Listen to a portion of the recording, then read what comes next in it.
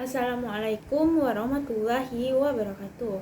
Perkenalkan, nama saya Syafitri dengan NIM 230205077. Nah, di sini saya akan menjelaskan tentang kurma, madu, serta air zam-zam sebagai pengobatan ala Nabi Muhammad SAW, yaitu Al-Tib Al-Nabawi. Yang pertama, ada kurma. Kurma memiliki sejarah yang kaya dalam pengobatan tradisional, terutama di wilayah Timur Tengah dan dunia Islam. Nah, selama ribuan tahun, tanaman telah dibudidayakan dan terkenal tidak hanya sebagai sumber makanan, tetapi juga sebagai bahan pengobatan alami. Nah, dalam pengobatan tradisional Arab dan Yunani, kurma dimanfaatkan untuk memperkuat kesuburan dan mempercepat penyembuhan luka. Nah, seiring perkembangan zaman, penelitian ilmiah mulai mengungkapkan manfaat dari kurma yang lebih luas. Penelitian menunjukkan bahwa kurma kaya akan antioksidan, vitamin, serta mineral seperti zat besi, kalium, dan magnesium. Kandungan gula alami pada kurma menjadikannya sebagai sumber energi yang cepat diserap oleh tubuh. Nah, beberapa studi modern juga mengindikasi bahwa konsumsi kurma dapat membantu menurunkan tekanan darah, menjaga kesehatan jantung, meningkatkan fungsi otak, dan mendukung proses persalinan karena efeknya yang mirip dengan oksitosin. Oleh karena itu, kurma tidak hanya merupakan buah yang memiliki nilai budaya dan religius yang tinggi. Nah, tetapi kurma juga memiliki potensi besar dalam dunia pengobatan, baik secara alami maupun modern, di mana dalil tentang buah kurma yang terdapat pada Quran Surat An-Nahl ayat 67 yang artinya, dari buah kurma dan anggur kamu membuat minuman yang memabukkan dan rezeki yang baik. Sesungguhnya pada yang demikian itu benar-benar terdapat pada kebesaran Allah bagi kaum yang mengerti. Selanjutnya, air zam-zam. Air zam-zam adalah air mineral yang dikenal di seluruh dunia. Nah, dikenal karena sifat alkalisnya dengan pH 8 meskipun mengandung kadar nitrat dan arsenik yang tinggi. Nah, air ini terbukti bermanfaat bagi kesehatan. Menariknya lagi, meskipun ada kandungan tersebut, konsumen air zam-zam terutama di Mekah dan Madinah hampir tidak menunjukkan tanda-tanda toksisitas.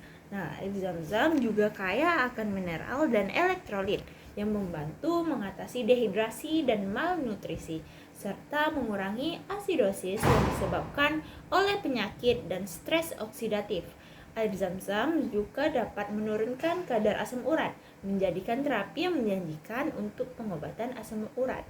Nah, fungsi hati, khususnya sel hepatosit, juga terganggu baik dalam sintesis maupun metabolisme, membuktikan bahwa kadar arsenik dalam air zam-zam tidak menyebabkan kerusakan jaringan. Nah, dalam studi yang melibatkan hewan uji, air zam-zam berhasil menjaga kadar serum kolesterol dan trigliserida dalam rentang yang normal. Nah, hal ini menunjukkan bahwa kadar mineral yang tinggi dalam air zam-zam berperan sebagai katalis dalam metabolisme lipid, yang dimana hadis riwayat Muslim mengatakan sebaik-baik air di muka bumi adalah air zam-zam. Nah, air tersebut bisa menjadi makanan yang menyenangkan dan bisa sebagai obat penyakit.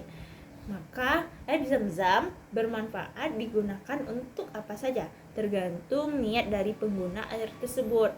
Nah, dalam konteks kesehatan, air zam-zam dapat digunakan untuk menyembuhkan penyakit. Nah, selanjutnya madu. Madu selain memiliki latar belakang tradisional dan religius, madu juga dikenal karena berbagai manfaat farmakologisnya. Dan madu memiliki efek penyembuhan luka, sifat antioksidan, serta kemampuan anti jamur, antivirus, antibiotik, imunomodulator, anti kanker, anti inflamasi, dan anti neoplastik. Nah, kandungan nutrisi dalam madu meliputi fruktosa, glukosa, asam amino, protein, flavonoid, dan berbagai jenis vitamin. Nah, madu juga dapat menurunkan kadar prostaglandin yang meningkatkan kadar oksida nitrat, jumlah limfosit, jumlah platelet, serta kadar serum protein dan albumin. Selain itu, berdasarkan beberapa penelitian, madu juga terbukti efektif dalam mengatasi keracunan akibat substansi berbahaya seperti arensik, merkuri, kloroform, dan morfin, serta menangani keracunan yang disebabkan oleh kondisi tubuh lain seperti gangguan hati dan gangguan saluran kemih. Lalu ada dalil tentang madu yang terdapat pada Quran surat An-Nahl ayat 69 yang artinya, kemudian makanlah dari segala macam buah-buahan, lalu tempuhlah jalan Tuhanmu yang telah dimudahkan bagimu. Nah, dari perut lebah itu keluar minuman, yaitu madu yang bermacam-macam warnanya. Di dalamnya terdapat obat yang menyembuhkan bagi manusia. Sungguh, pada yang demikian itu benar-benar terdapat tanda kebesaran Allah bagi orang yang berpikir. Nah, sekian dari penjelasan saya. Saya akhiri. Assalamualaikum warahmatullahi wabarakatuh. Bye.